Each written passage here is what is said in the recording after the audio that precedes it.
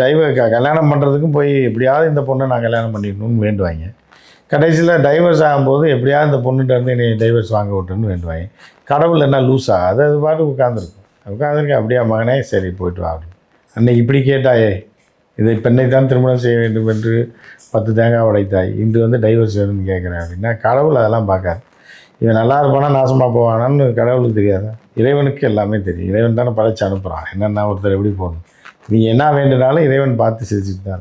இது உண்மையிலேயே கடவுள் நம்பிக்கையா இல்லை இதுக்கு பின்னாடி ஏதாச்சும் கடவுள் மேலே நீங்கள் ஜக்கி வாசுதேவை நம்புனீங்கன்னா அது கடவுள் நம்பிக்கைன்னு வச்சுக்கலாம். இல்லை ஜக்கி வாசுதேவை நம்பலை அப்படின்னா பொய்ன்னு வச்சுக்கலாம். அந்த அம்மா ஜக்கி வாசுதேவை கடவுளாக நம்புகிறாங்க.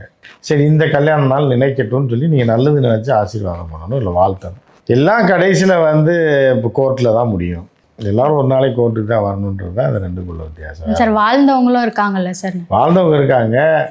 ஜக்கி வாசுதேவ் இதில் கல்யாணம் பண்ணி வாழ்ந்தவங்களாம் இன்னும் கன்ஃபார்ம் பண்ணலை. அது இனிமேல் தான் கன்ஃபார்ம் பண்ண முடியும். இப்போ இந்த கல்யாணத்தில் நம்ம தலையிட்டோம்னா நாளைக்கு நம்ம தலையில் ஏதாவது பழி விழுந்திருந்தால் ஜக்கி வாசுதேவை கலந்துக்கல. அப்போ என்னன்னா அவரே பயந்துட்டாருன்னு அர்த்தம்.